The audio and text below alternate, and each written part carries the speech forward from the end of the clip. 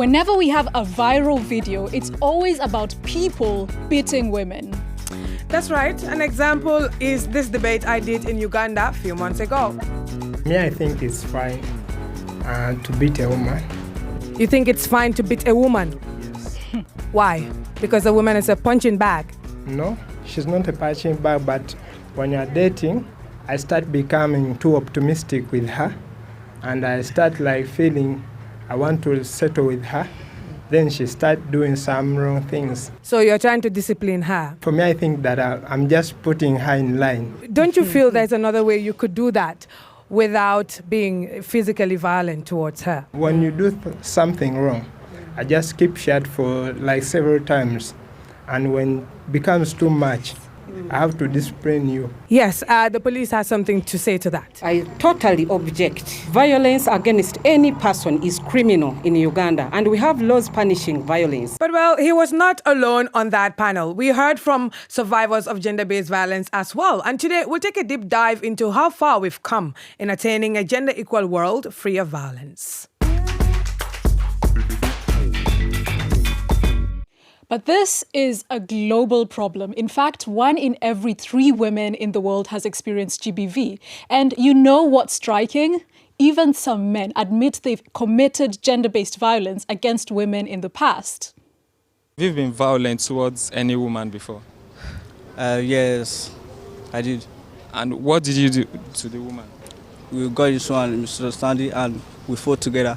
So when I beat the girl, but now I'm regretting why I did that, because I found out that it's not really proper for me to beat the girl. So there's that, but let's also hear from survivors themselves. In Kenya, Gathoni Kimuyu, a highly acclaimed screenwriter, tells us how domestic violence affected her marriage, eventually leading her to walk away.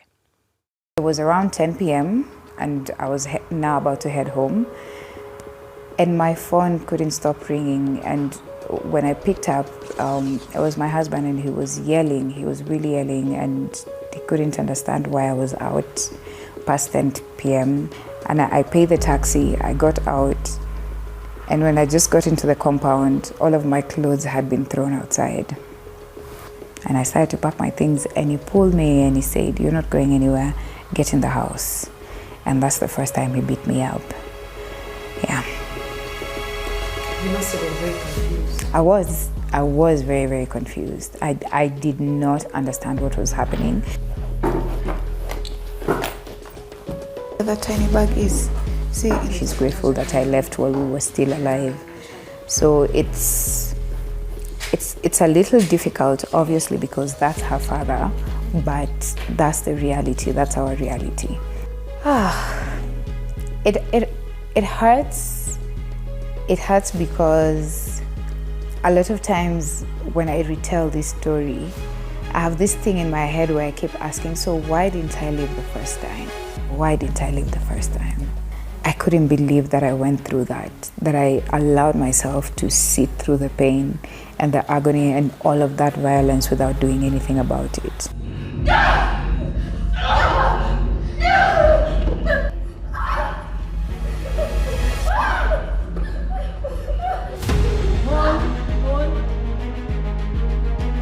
It's actually really sad. It's quite heartbreaking. That scene we just saw,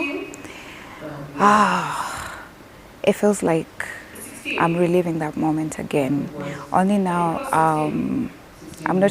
I can't say I'm in any type of pain, but sometimes I feel disappointment that I went out seeking love, marriage, a husband, and this is what came. It's crazy, right? It's crazy, I mean, when you look at our region in sub-Saharan Africa, the number of people that experienced intimate partner violence in 2015, that's about some 10 years ago, was around 48 million. That is expected to triple by 2060. We're talking about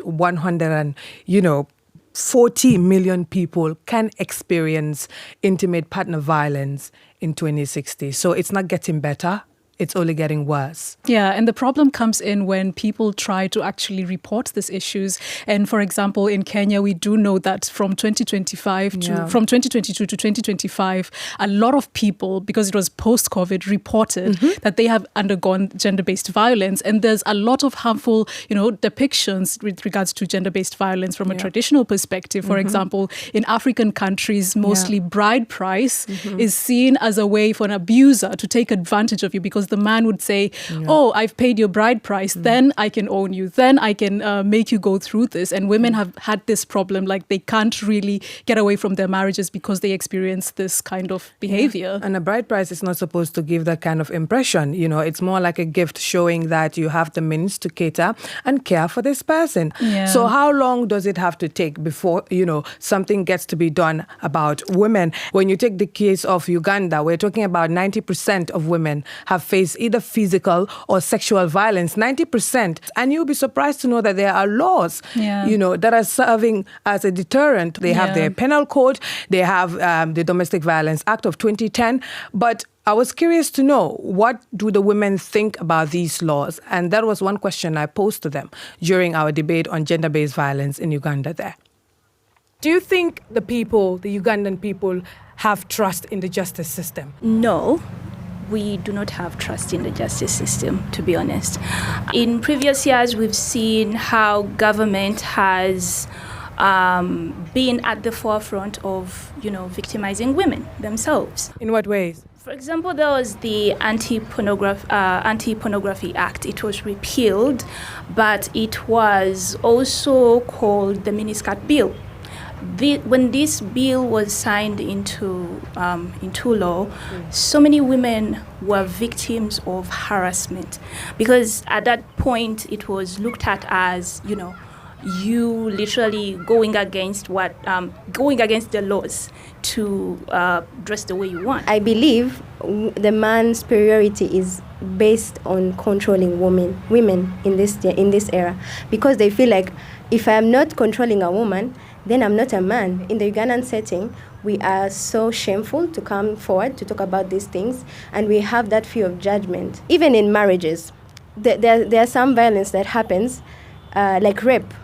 Some men believe that there is no rape when you're married. We don't have a criminal offense named marital rape. Okay. We are trying to have it under the bill that is before Parliament. And I'll just come to the here now to the ladies. What do you have to say to that? There are most cases whereby the society, it prepares women to be good women, but doesn't prepare the boys to be good men. So now there is an unhealthiness relationship. Deep, Fatou. That was really deep. We talked about the issue itself, but also what happens when women report cases. In Uganda, about 10% of the cases that are reported to the police never reach the courts. Sometimes the delays in justice themselves. For example, in Kenya, there's the Sexual Offenders Act. Yeah. It tries to make the perpetrator or the offender try to reintegrate into society after they've gone to jail, which to me, that is completely absurd, because who are we protecting? Are we protecting the victim or are we protecting the person who perpetrated? Yeah, so society somehow exonerates perpetrators, and that exactly speaks to what they were talking about there. The blame game also. Our society is built in such a way that it's always about the woman. Why did you go there? Why did you wear that? What did you do? That led to him beating you. So if you pose those kind of questions, it somehow shows that you are justifying the abuse in the first place. And that's exactly what should not have happened. So we must emphasize, and someone said it there in the debate, the shame is on the perpetrator, not the survivor. Exactly. If the woman wearing, Rachel wearing what she's wearing, Fatou wearing what she's wearing, does not warrant her being raped, or speaking in a certain manner does not warrant her being beaten up. We have to always ask the men, what's your role in this? If she's dressing like that, then maybe you should lower your gaze, because even men should lower their gaze as well in my religion. Also, why should we be concerned about what we're wearing? Yes. The laws should actually protect women. Yeah. In a time when women, we come even from societies that are very, matriarchal, matrilineal. Yeah. What happened to that when the woman was always allowed to, be, for example, it wasn't about how the woman was wearing. I mean, if it's the question of even chastity, right? Men should also remain chest until they're married. This is what we understand also in religion, because most of them will use that, right?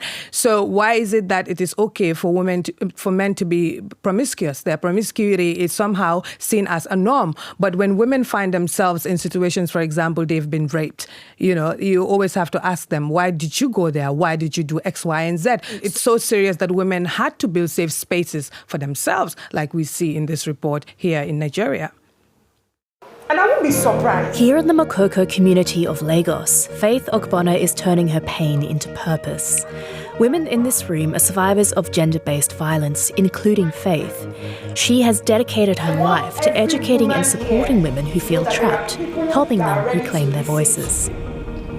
Gender-based violence are in different forms, and majority of the times it has to be with people very close to you. People that should protect you are not the ones hurting you. Faith's work, and that of others like her, is a beacon of hope in the battle to stop gender-based violence. According to the World Health Organization, 1 in 3 women worldwide will experience physical or sexual abuse in their lifetime, a staggering reality. I was raped from the age of 5 till I was 17, and ranging from cousins to uncles to nephews to aunties, I had gang rape, and it was a bitter experience because it happened right under my father's roof. If C-Hope can bring me out of the darkness, I can do the same to other people. The Centre for Children's Health, Education, Orientation and Protection, or C-Hope, is one of 4 privately owned shelters in Lagos. Founded by journalist Betty Abba in 2013, the NGO provides refuge for survivors of abuse like Vivian. My mom died 9 years ago, and my mom, your other sister, came to pick us. So this fateful day, our husband came back at night. He came to our room, so he raped me. Kept on molesting me for 3 good years, since when I was 12. My cousin called some of the policemen at our side. We went to the police station and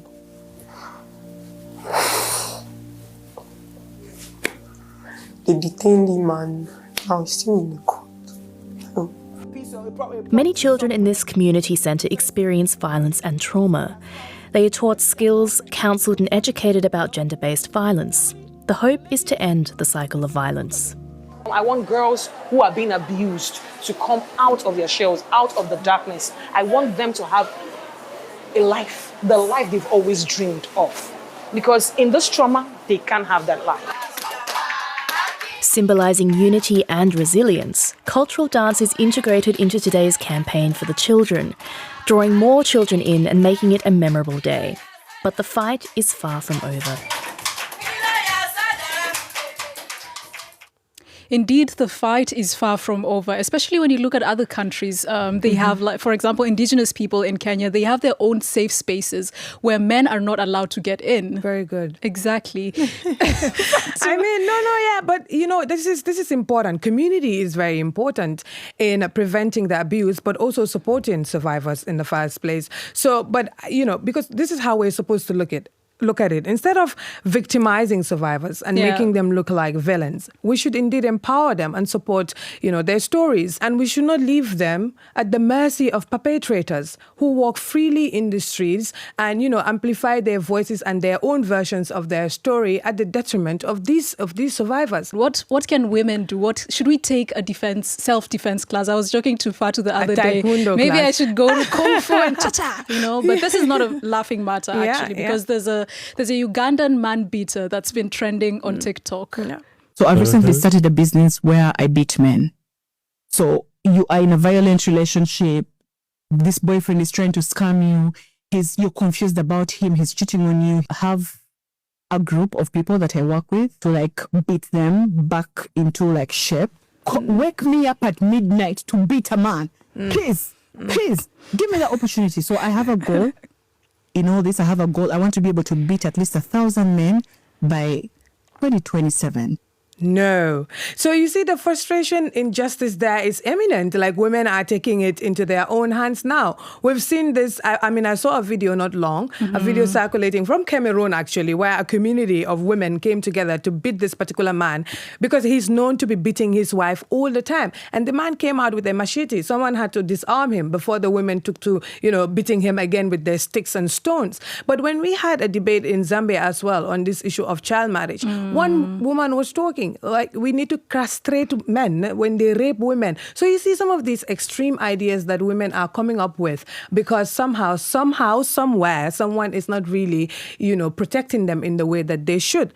Yeah, exactly. And it doesn't mean that the more money you have, the more immune you are to experiencing violence. For example, the 77% did a documentary where they documented, Alice Chebi's journey, who she experienced gender-based violence in such a way that it was very demeaning. Guys, please go and watch that on YouTube. But this is not just an athlete thing. Singers, famous people have also said that they've experienced gender-based violence. And sometimes status can even be worse. It can make them be very, very prone to experiencing these things. Exactly. So in light of this, what do women think about having men in their lives? So we want to hear from them. So over to Favor in Nigeria.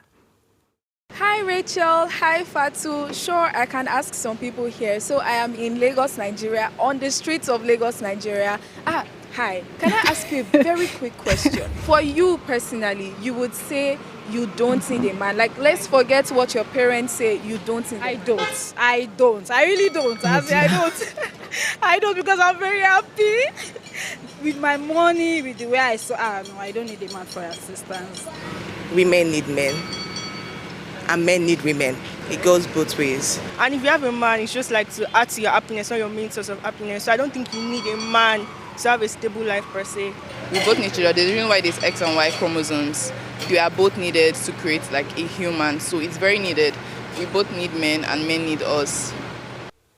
Exactly. We need each other. We saw the score 2-2. At the end of the day, it's X, Y, X.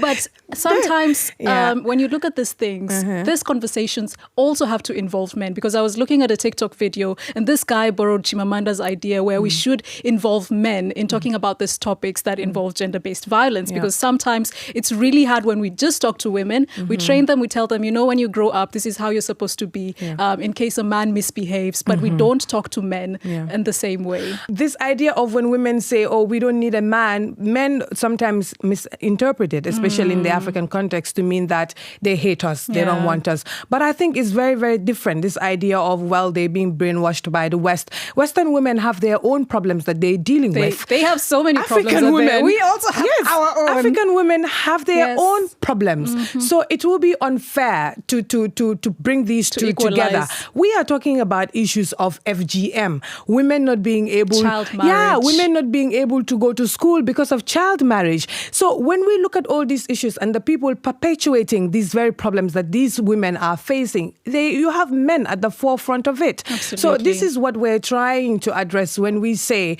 what exactly can be done when these people come together to sit on one table, have equal opportunities, have the same voice when it comes to matters affecting their lives. This is what exactly we mean, Exactly. But we also sent Ayo in Nigeria who went to find out what men exactly think. It's actually cowardly for you to lay your hands on a woman. Like, you're a coward. I see them as cowards. Yeah. Ask you, have you ever beaten a woman before? No. So do you think it is right to beat a woman? No, it's not right to beat a woman. Like, why will you beat a woman? I feel like anybody that's beating a woman, they should literally work on themselves. Well, my dead body, will I beat a woman? And where I grew up from, beating a woman is a bad thing, one. At the same time, when you look at it from your own religious view, and at the same time from your own background about who a woman is, that really tells us maybe when you beat a woman, you feel bad about it or you feel good, but it's something very bad.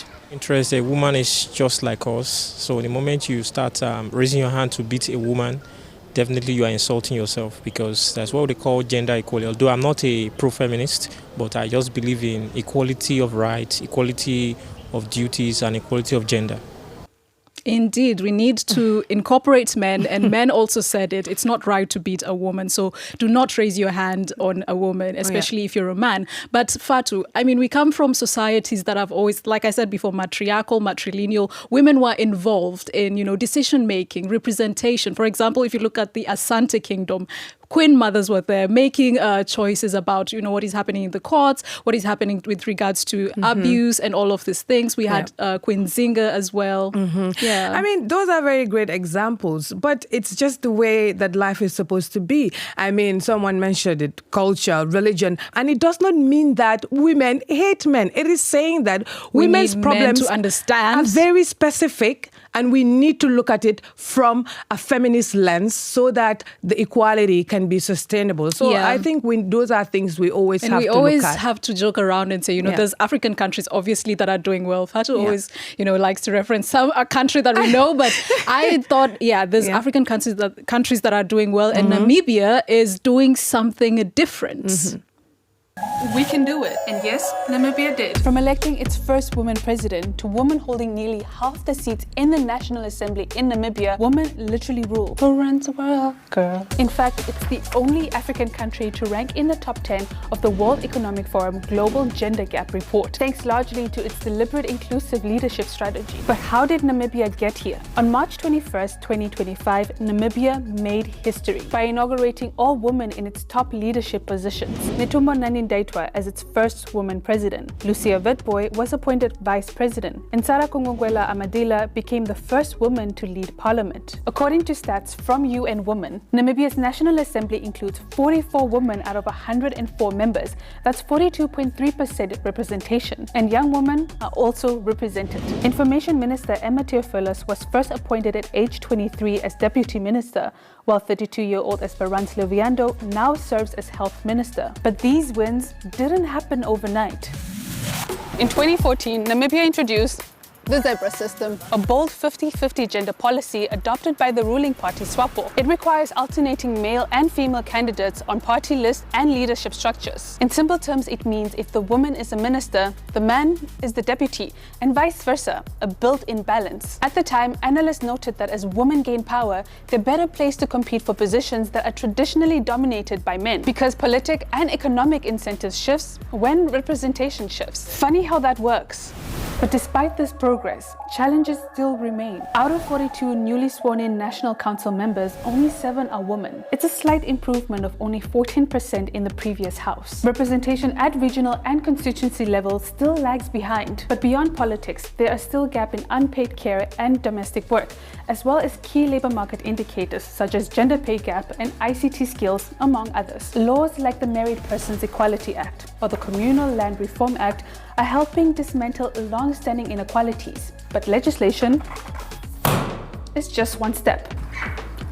Namibia's progress is real, but lasting equality requires not just representation, but deeper transformation in social norms and economic opportunities, and power at the local level, not just at the top.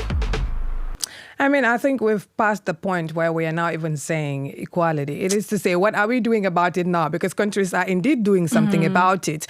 I mean, in African context, this is not supposed to be an option. We need it for our countries to survive, Yeah, we do. And Wangari Maathai, who is a Nobel laureate, she said that the higher you go, the fewer women there are. Yeah. Because every time, something happens, women are the most affected. If war breaks out, if, something tragic happens, women are always the ones who are taking the toll. Yeah, it's a question of survival, and we've seen it. When women are empowered, when they're educated, they make better decisions for their lives, the lives of their families, but also for their community and the country as a whole. Other countries are really doing well. For example, Namibia is exceptional. The president and the vice, they are all women. That's goals. Look at Rwanda. You are talking about 61% of women in parliament. Exactly. So they've achieved parity. Yeah, but Fatou, I also have a question.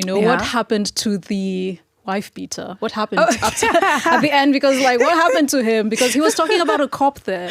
When a cop was there, sorry. You know what? He did change his mind. Okay. Let's see. Abdul Nasir has something to say. Have you changed your mind, or are you still maintaining your stance? Yes, I've changed my mind. He's changed his mind.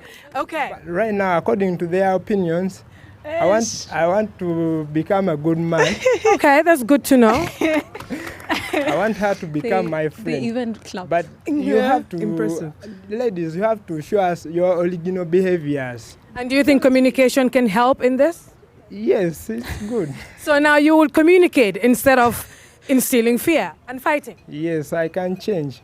Okay, I think that's a good thing that we yeah, I mean, in the end, if we're able to educate just one man, I think sometimes it's about education as well. But the question is whether people are willing to change. And in the end, violence can never be justice. Yeah. There's no such thing as an eye for an eye, as people did say. And also, please, if you've experienced gender-based violence, seek help and also seek therapy. Yeah, we should be more compassionate. The world is really going through a lot right now. And the last thing we want is families breaking, partners breaking up just because of lack of communication or because one person feels they have more power over the other. So please, please, please, let's continue this conversation on all our social media platforms. We are on YouTube, as you can see, but follow us also on TikTok, on Instagram, so that we can hear your take on this topic like we like to do. Exactly. So please go there now. And do it right now. Yeah. We've come to the end of the show. My name is Fatou Elika Muloshi. And I am Rachel Ndwazi. Until next time. Bye-bye.